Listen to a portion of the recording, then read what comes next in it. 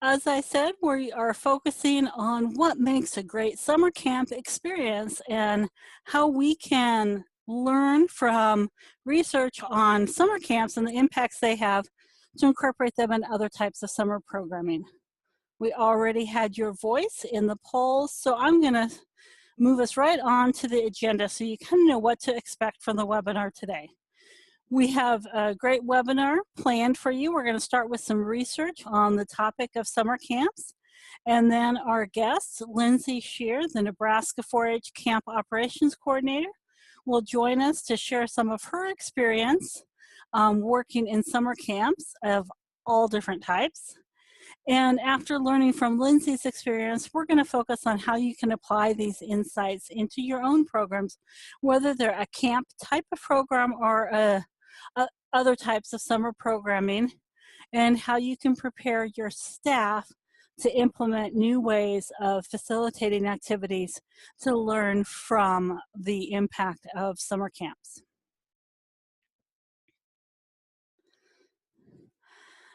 As I reviewed the research on summer camp experiences, I really found these 5 positive impacts to be the most important to me, are the ones that spoke to me the most. And I'm going to kind of distill the research down into these 5 points of view about what makes really impactful summer camp experiences that can help youth grow and develop as individuals. And then we'll think about how this research on summer camps and the impacts they have can help us in other areas of summer programming. I've just included a brief note after each of these about where you can go to learn more about this particular question. When we post the webinar, we'll have more resources for you to find more about this information.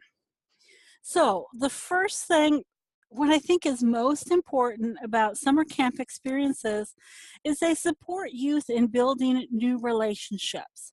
And they build in good summer camp, they're going to build positive relationships with other campers and with staff. Positive relationships are important assets that help youth develop resilience and insulate them from negative influences on their life.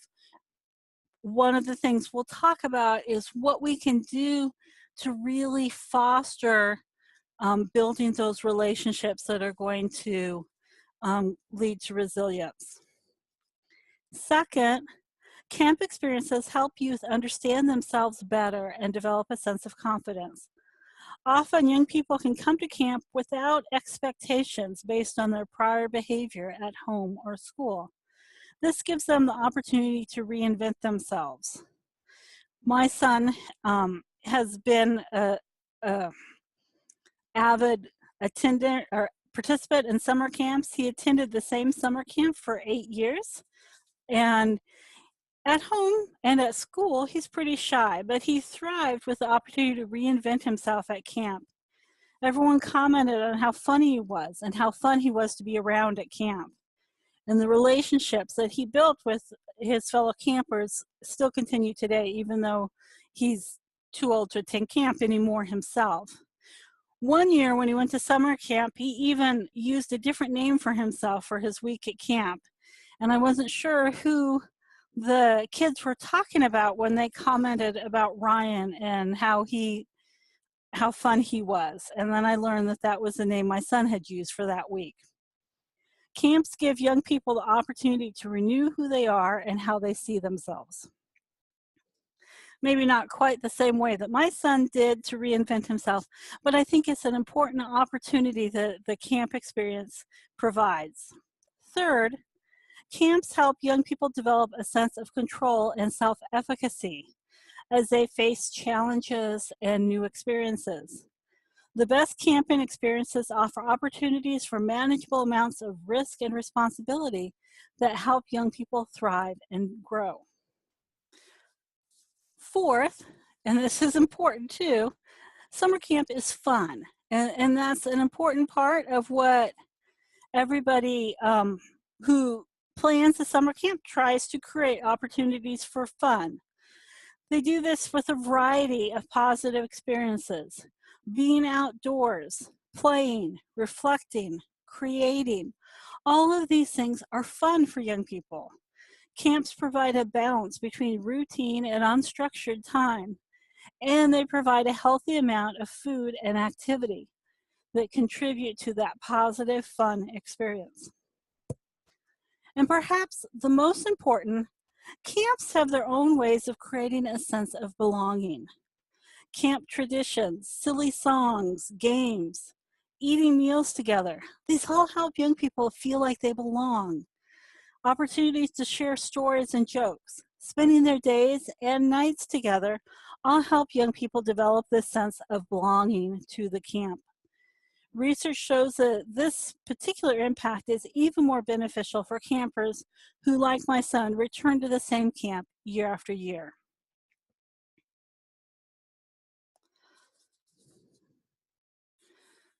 I'm going to stop sharing the screen for just a minute.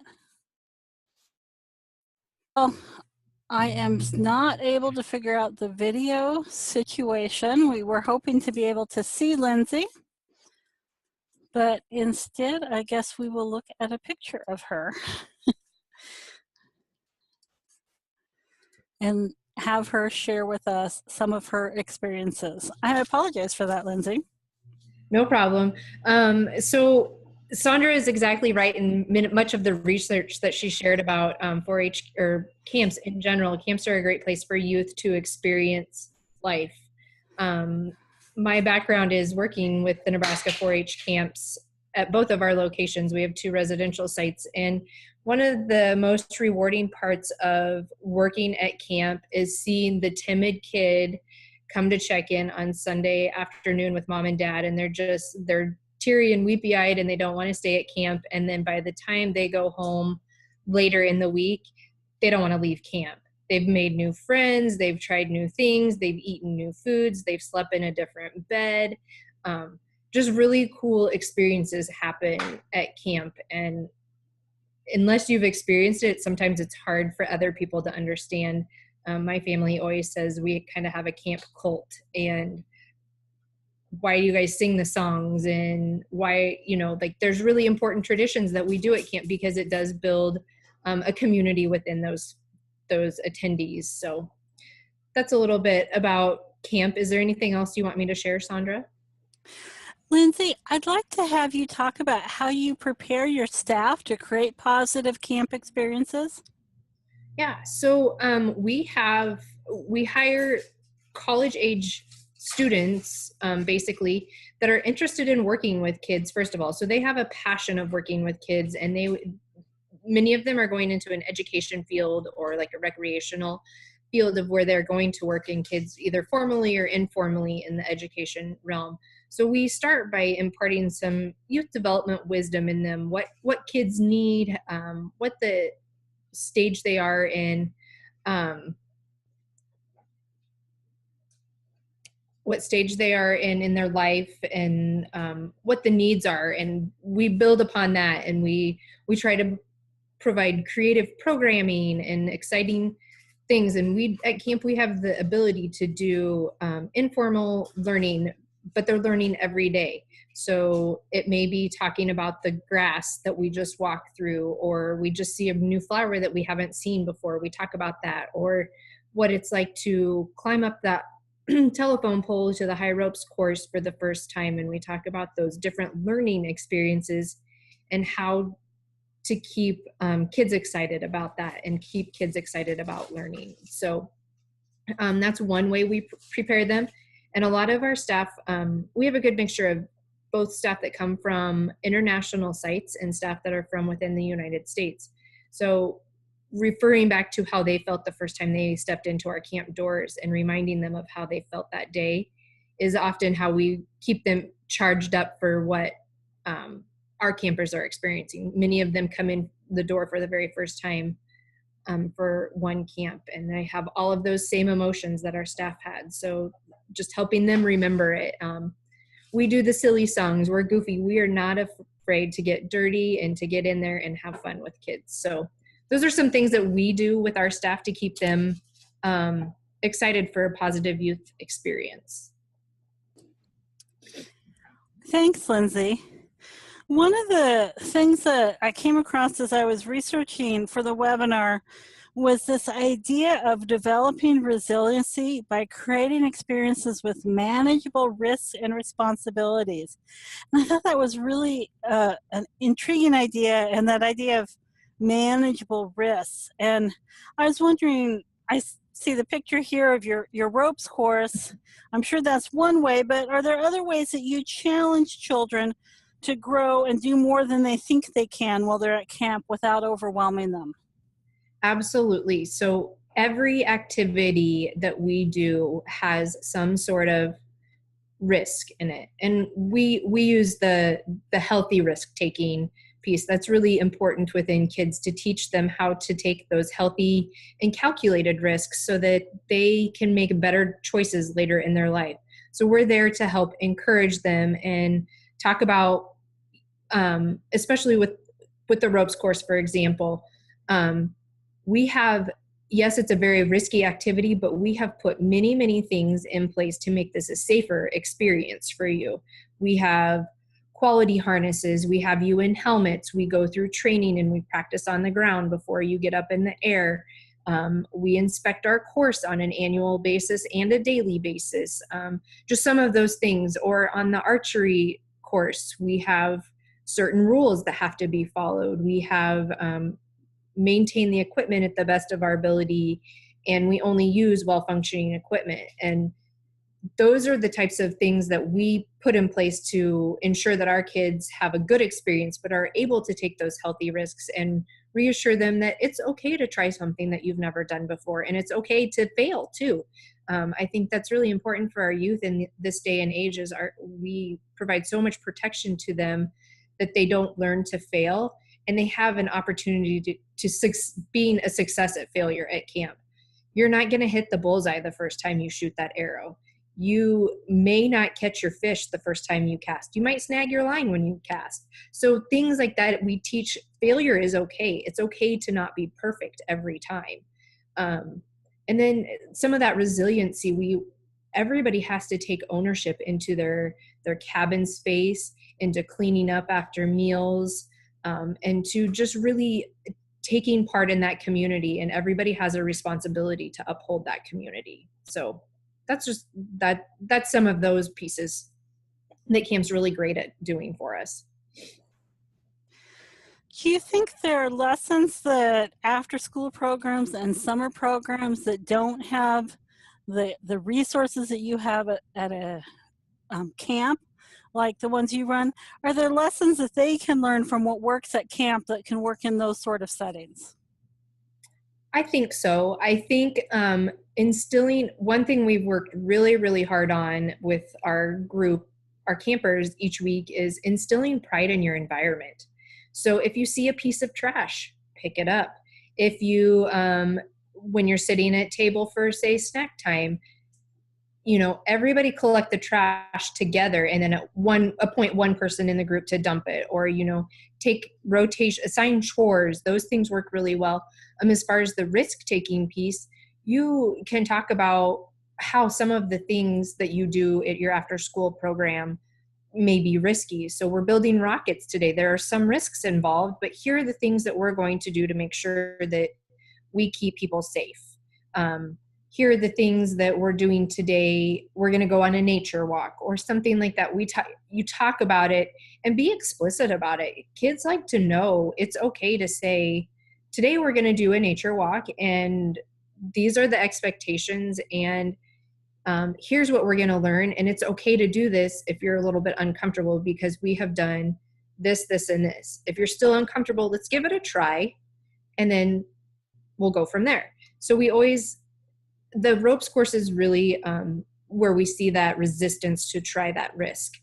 Let's start by putting a harness on. So take it in baby steps, break it up into that easier part of what can those students do that they might be apprehensive about. So just try on a harness and see how it feels, and sit in it and feel it. Oh, you're doing well with that. You're comfortable. Okay, so let's try a helmet. So, if they're apprehensive to join an activity, just break it up into those little pieces and gradually do building blocks so that students can gain some confidence in that risk.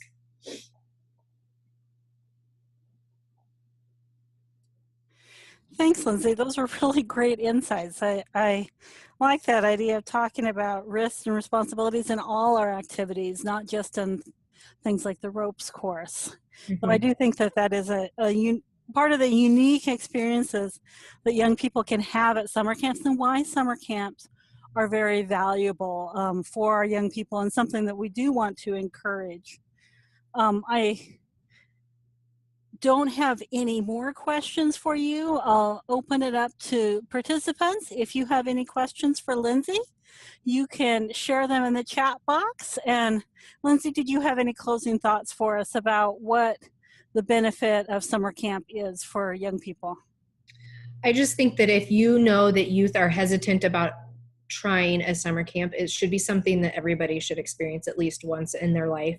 Um, we do a whole lot of good. We have a ton of fun, but there is a lot of learning that comes out of attending summer camp, even if it is informal. Lindsay, I have a question for you from the chat box, and it's a really good one. How do you include students with disabilities? Do you have opportunities at your camp to include students with different abilities? Yeah, so we do. We are fortunate in our Omaha location. We actually serve a population that has some disabilities for their outdoor education program. So we are able to adapt many of our activities to accommodate somebody with physical disabilities, as well as work within those individuals that also have intellectual disabilities or challenges within in that. We have kids of all walks of life come to camp. So some of the accommodations we work really closely with the parents and the schools to know what a child is able to do and to mirror some of those behavior plans and interventions and the things that they do at school, so that the student is comfortable when they come to camp, that they have many of those things set up. We have a handicap accessible fire pit now, and we have a cabin that has handicap accessibility. We have I call them contraptions. They're equipment to get kids up on the truss course that may not be able to physically move themselves up.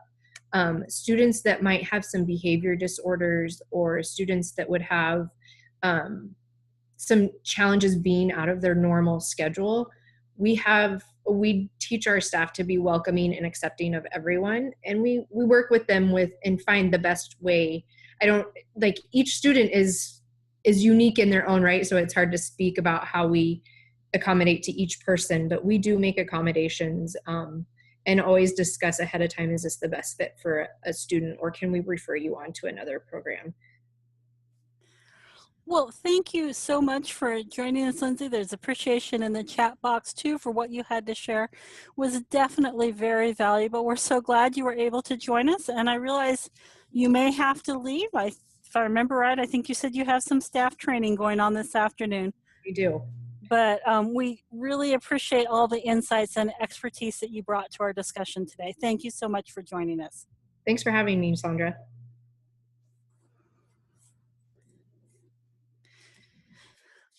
So the next thing I want to do is to think about how we can apply these lessons that we learned from Lindsay and from the research about what works in summer camps, and how we can take those lessons and bring them into more traditional out-of-school programs. And I also want to remind you as leaders in after school that these are the sort of discussions that you can have with your staff as well.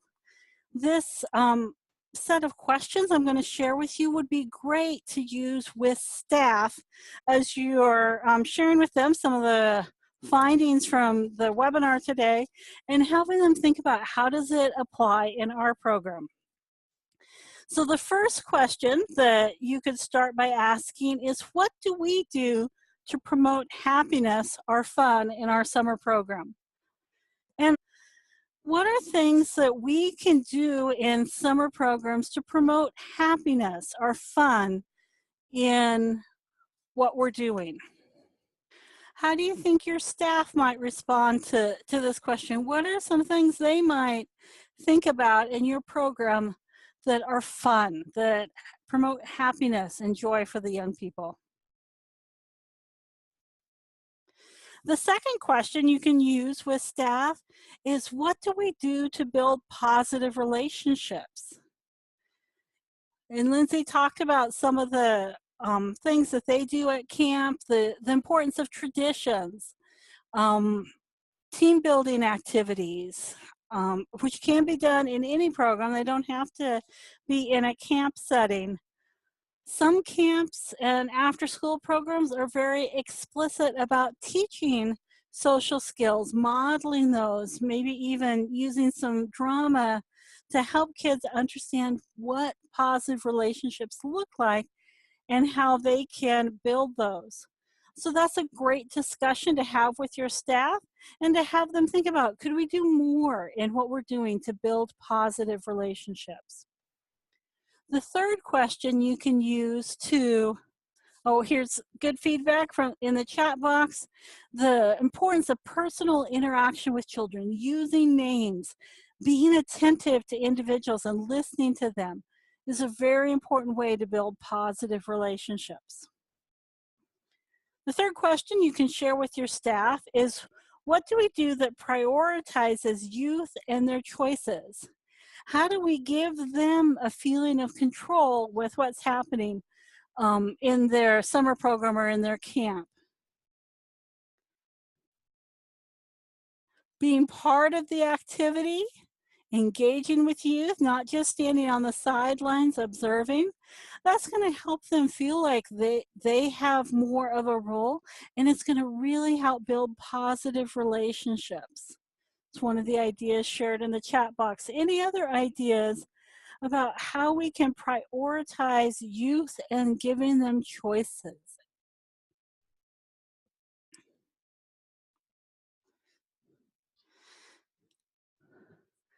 This idea of choice and voice for young people is actually the strategy I want to spend a little bit more time thinking about. Our skill for this month for Click to Science is giving youth control. And it's all about this idea of, how do you build in opportunities for youth to make choices and to control their learning experience? How do you engage them in that way? And this is a skill that you can use to prepare staff to give priority to youth and to their choices. And I'm going to be highlighting a professional development resource from Click to Science called Encouraging Youth Voice. And it's a coaching resource. It's really ideal for coaching an individual or a small group of people.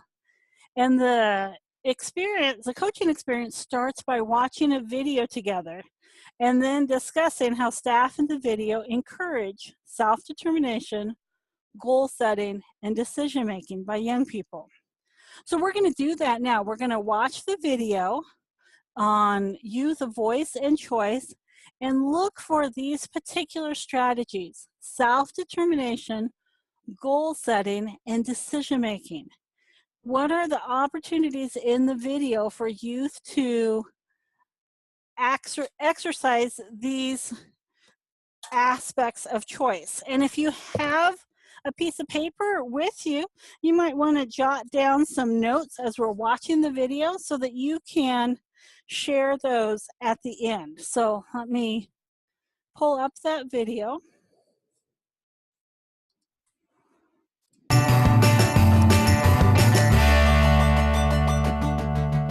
Now you guys get to choose what you're going to do for your hands-on activity. You're going to put your name on a sticky note and then your choice. So you could work building a tower alone. You could work building a tower in a group. You could work building a water filter by yourself. Or you could work creating a water filter in a group. Allowing youth a voice in what is learned and a choice in how they want to set up the learning is an important part of giving youth control. In this video, staff give youth a choice in designing and implementing their activity. Youth decide on the supplies for their experiment and whether they want to work individually or in groups. Notice how parent encourages youth voice and choice within the parameters of the learning experiences. Thinking about which materials are essential to your redesign. You can vote. Do you want napkins, cotton balls, gauze, tape, or stones? Which one is essential? You only get to choose two. What do you guys plan on doing? What I'm thinking is I'm using tape and stones. I'm thinking of taping the bottom of the water bottle to the sides, and then I'm thinking of putting the stones on top of it. I was thinking like a coffee filter on the bottom then to hold everything in place. Coffee filters, tape, coffee lids, napkins. And why did you choose to work alone? Because when you're in a group, everybody has their own opinion and their own ideas and their own way to how they're going to do it. And there is a chance that your idea won't be included. So today you really wanted your idea to be included?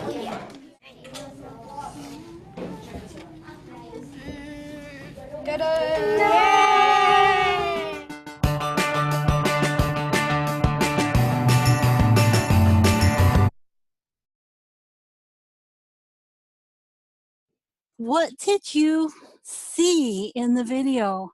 Did you see opportunities for self-determination, goal setting, or decision making? Again, I invite you to open up that chat box and share some ideas in the chat about what you observed. I've watched this video before, but I hadn't really thought about this idea of self-determination. And one of the things I was really intrigued about in terms of self-determination was that option of, do I want to work in a group or do I want to work individually? That has so much to do with self-determination.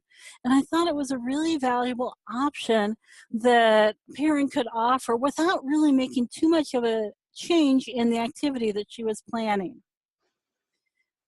Kitty shared that there was some decision making. Students were given options about which activity to choose and what materials to use and what's extra materials to use. So they had some relevant decisions that they had to make, and nobody could make those decisions for them. It was really up to them. And that opportunity to select an activity, that was a really interesting variation that I thought. And you could even choose activities that were more similar, so you wouldn't have to have quite so many different supplies available. But I thought this was a really interesting way to manage the group. I think that idea of working alone or working in a group is something I'm just so intrigued by in terms of self-determination, and I hadn't thought about it before. It doesn't require that much change in your activity. And one of the things I liked in the section where Perrin was talking to the girl who was working alone was her comment that today you wanted to do it this way, emphasizing that making this choice today doesn't mean that that's always going to be your choice, but that they had some options and they could change. Next time they could choose to work in a group if they wanted to. But I agree with Yajara that there's some kids that would just really prefer to work alone. And if you could accommodate that, why not be able to do that? So the video is a good opportunity to have a discussion like this one-on-one or with a small group of staff about how you can incorporate self-determination, goal setting, and decision making by youth into the activities that you're going to be doing anyway, and encouraging them to have a voice, to give them a sense of control that's going to help develop the self-confidence and resiliency that we were talking about when we were looking at the research on summer camps. The next step in the Encouraging Youth Choice coaching resource is to work together to create an action plan. And what they're doing in that is pretty simple. There's a template in the coaching resource, and it just has simple instructions. Develop 1 to 2 goals to focus within each of these areas. In self-determination, I want to focus on. They identify an area that they want to focus on, and then it says, I will. and they just clarify what they are going to do. They have the option to select goals for self-determination, goal setting, or decision making. And then there's just a little bit of open-ended space at the end about how they're going to adapt the activity that they're planning to give youth voice in that activity so that they have a sense of control and decision-making in what they're doing. This is a really simple resource that you can do with staff in about 15 minutes to watch the video, discuss it, and then talk about what action they can take in these areas. In all of the Click to Science professional development resources, the goal is to help support you in supporting your staff and provide so that they can provide the best out-of-school experience for the youth in your program. Whether it's a summer camp, a summer program, or an after-school program, we want to be sure that you have ideas so that you can really prepare your staff to provide the best quality program you can. If you want more ideas on this area of summer camps and what we can learn from summer camps, watch for the Click to Science blogs this month, because each blog is going to have a different perspective on this topic. And you can check out the recorded webinars on our website if you want more ideas about how you can implement some quick and easy professional development with your staff. Each of our webinars focuses on a 15 to 30-minute professional development experience you can do with your staff to help prepare them to build their skills in working with youth. There's a comment in the chat box from John that idea of creating an action plan is really helpful, and you can find that on the Click to Science website. If you search for Encouraging Youth Voice, you will find this coaching resource and the template for creating an action plan, which certainly could be adapted to different areas as well. But the idea with an action plan is to really select just one or at most two things that you're going to work on in a short time, and what actual concrete things you'll do, so then you can follow up with staff in a couple of weeks and find out how that went. Our next webinar with Click to Science is going to be on July 11th, and the theme is sustaining summer learning. So we'll be talking about how we can keep that learning going through the hot months of the summer. We're also looking forward to seeing some of you at the NSTA STEM Forum and Expo in July in Philadelphia. We're going to be presenting 3 sessions at the STEM Forum, so look for us there. I want to thank you for joining us today and invite you to connect with us at clicktosciencepd.org and sign up for our newsletter. If you did not get an email about this webinar, if you learned about it in a different way, go to that website and sign up for the newsletter so you will hear about it. And here's the URL so that you can join us there. Thank you for joining us today, and I hope you have a wonderful afternoon. Goodbye, everyone.